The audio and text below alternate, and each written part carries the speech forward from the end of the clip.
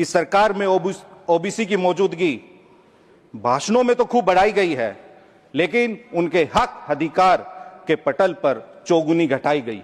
Poster में OBC, प्रचार में ओबीसी, लेकिन नीति, नियुक्ति और निर्णय तीनों से ओबीसी गायब है। इस देश का हर दूसरा आदमी ओबीसी है, लेकिन क्या यहां बैठा हुआ हर दूसरा व्यक्ति ओबीसी है? क्या इस देश के सचिवालयों में, क्या इस देश के विश्वविद्यालयों में, क्या इस देश के आयोगों में, क्या इस देश के सार्वजनिक उपकरणों में ओबीसी निर्णायक पदों पर है? 26 साल मंडल कमीशन के लागू होने के बाद भी आरक्षित कोटे की, ओबीसी आरक्षित कोटे की 7% वैकेंसियां खाली हैं। क्यों खाली हैं? आप जवाब दीजिए इस बात का। कौन बेईमान है जो ओबीसी को उनके हक और उनके अधिकार से वंचित कर रहा है? अगर ओबीसी इस देश का हर दूसरा आदमी आपको एनफस लगता है, तो आप उसको अपने बराबर लाने के लिए क्या कर रही है, आपको इसमें मेंशन करना चाहिए।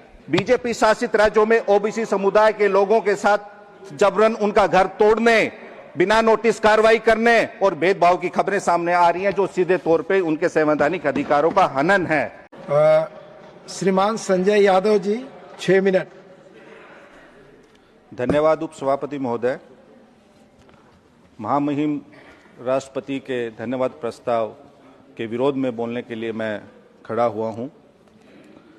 उपसभापति महोदय, महामहिम राष्ट्रपति ने अपने अभिभाषण में सामाजिक न्याय का जिक्र किया। हम सब जानते हैं कि भारत का संविधान हमें समानता की गारंटी देता है। फिर भी ये दुर्भाग्य है कि आज देश का एससी, एसटी और ओबीसी और इन वर्गों के लाखों लोग आज भी व्यवस्थागत रूप से अवसरों से वंचित हैं। उपसभापति महोदय, हम कबीर साहब के अमर देशवा और संत रविदास के बेगमपुरा की परिकल्पना तथा धन्ना भक्त, नामदेव छिपा, सेन भक्त, संत दादू पलटू, संत शिवदयाल शालिग्राम के सौहार्द, न्याय, समता के दर्शन और वैचारिकी को मानने वाले लोग हैं। अफसोस है कि आज देश के करोड़ों वंचित, उपेक्षित, उपहासित, उत्पीड़ित, वांछित, लांछित लोग और इन लोगों के लिए सामाजिक न्याय एक सपना बन के रह गया है। आज शोषक और शासक दोनों ही सामाजिक न्याय की बातें कर रहे हैं, सामाजिक न्याय की भाषा का प्रयोग कर रहे हैं।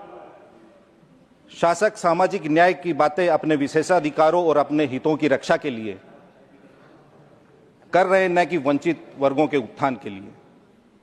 पिछड़े और हाशिए पर रहने वाले लोग आज भी समान पहुंच, सम्मान और समान अवसरों की प्रतीक्षा कर रहे हैं। OBC for this government has became only भाषण कंटेंट। इस सरकार में ओबीसी की मौजूदगी भाषणों में तो खूब बढ़ाई गई है, लेकिन उनके हक अधिकार के पटल पर चौगुनी घटाई गई। इस सरकार की नीति और व्यवहार में भारी अंतर है। ओबीसी को लेकर इनकी कथनी और करनी में जमीन आसमान का अंतर है। आज के भारत में इस सरकार ने एक नई सामाजिक न्याय की राजनीति की शुरुआत की है, जिसमें नाम सामाजिक न्याय का, लेकिन काम सामाजिक अन्याय का। पोस्टर में ओबीसी, प्रचार में ओबीसी, लेकिन नीति, नियुक्ति और निर्णय तीनों से ओबीसी गायब है। महोदय, इस देश की आबादी का 60% लगभग ओबीसी है। क्या ओबीसी के साथ सच में इंसाफ हो रहा है? ओबीसी आधे से ज्यादा फिर भी अपना हक नहीं पाता। इस देश का हर दूसरा आदमी ओबीसी है, लेकिन क्या यहां बैठा हुआ हर दूसरा व्यक्ति ओबीसी है? क्या इस देश के सचिवालयों में, क्या इस देश के विश्वविद्यालयों में, क्या इस देश के आयोगों में, क्या इस देश के सार्वजनिक उपकरणों में ओबीसी निर्णायक पदों पर है?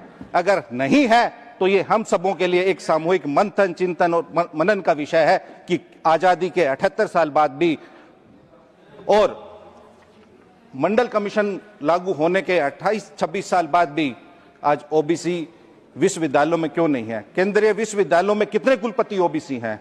कितने एचओडी ओबीसी हैं? नहीं है। यूजीसी की अपनी रिपोर्ट है कि पिछड़े ओबीसी विद्यार्थियों पे ओबीसी आप अरे 10 साल पहले नहीं थे तो क्या आप भी वही आना चाहते हैं जहां 10 साल पहले थे? माननीय संजय जी आप इधर 10 साल बोले। पहले यहाँ आए हैं।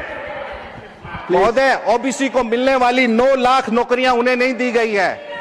अगर आप ओबीसी बैकलॉग की बात करेंगे तो 9 लाख से अधिक ओबीसी बैकलॉग है। 26 साल मंडल कमीशन के लागू होने के बाद भी आरक्षित कोटे की, ओबीसी आरक्षित कोटे की 7% वैकेंसियां खाली हैं। क्यों खाली हैं? आप जवाब दीजिए इस बात का। कौन बेईमान है जो ओबीसी को उनके हक और उनके अधिकार से वंचित कर रहा है? इन्होंने एक नया फिल्टर लगा दिया है, एनएफएस, नॉट फाउंड सुटेबल।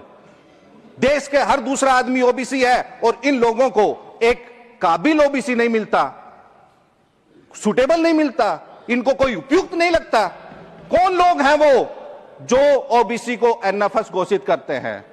महोदय, उन लोगों की सामाजिक पृष्ठभूमि देखनी चाहिए, उन लोगों की जांच करनी चाहिए सामाजिक पृष्ठभूमि जो लोग जन्म से अपने आप को श्रेष्ठ समझने के अहंकार में पले बढ़े हैं, जो अपने ओबीसी को अपने से नीचे को तुच्छ मानते हैं, उनको लगता है कि सब लोग एनएफएस हैं। अगर ओबीसी, इस देश का हर दूसरा आदमी आपको एनएफएस लगता है तो आप उसको अपने बराबर लाने के लिए क्या कर रही है, आपको इसमें मेंशन करना चाहिए। 9 लाख उनके पद रिक्त क्यों हैं, इसका आपको, ओबीसी का जब बात आती है इतना न्यायिक हस्तक्षेप बढ़ जाता है। ओबीसी के मसले वर्षों वर्षों से कोर्ट में पड़े हैं, सारी रिपोर्ट्स देते हैं। महोदय, बीजेपी शासित राज्यों में ओबीसी समुदाय के लोगों के साथ जबरन उनका घर तोड़ने, बिना नोटिस कार्रवाई करने और भेदभाव की खबरें सामने आ रही हैं जो सीधे तौर पे उनके संवैधानिक अधिकारों का हनन है। शासित वर्ग, विशेष रूप से पिछड़े, दलित और वंचित अभी भी न्याय की प्रतीक्षा कर रहे हैं। न्याय की राह अभी दूर दूर तक नहीं खुली है। दिखावटी उपाय तो किए जा रहे हैं, लेकिन शिक्षा, स्वास्थ्य, सेवा और रोजगार में व्याप्त गहरी असमानताएं अभी भी उलझी हैं। आइए हम सब सामूहिक रूप से स्वयं से पूछे, क्या हमने वास्तव में 78 साल में इस देश में वंचित, उपेक्षित, उत्पीड़ित, उपासित, वांछित, लांछित वर्गों के इन लोगों के लिए समान अवसर पैदा किए हैं? अगर नहीं किए तो क्यों नहीं किए? जवाब है नहीं। हम अगर इनकी बात कर, महोदय मैं अपनी बात खत्म कर रहा हूं, अगर हम इन वर्गों की बात करते हैं तो हम जातिवादी, और इन जो वर्गों का हक खाते हैं वो राष्ट्रवादी। हम पिछड़े, दलित, दर्दमंद और जरूरतमंद की बात करें तो जंगल राज वाले, और आप इंसान से इंसान को लड़ाओ, नफरत पैदा करो तो आप मंगल राज वाले। वाह जी वाह। यह लड़ाई केवल ओबीसी की समान प्रतिनिधित्व सुनिश्चित करने के लिए नहीं है महोदय, बल्कि यह सामाजिक गतिशीलता और गरिमा, समावेश और एक ऐसे भविष्य के लिए है जहां कोई भी हमारा साथी चाहे किसी वर्ग का हो पीछे ना छूटे। आप समय देने के लिए महोदय बहुत बहुत धन्यवाद। धन्यवाद संजय जी।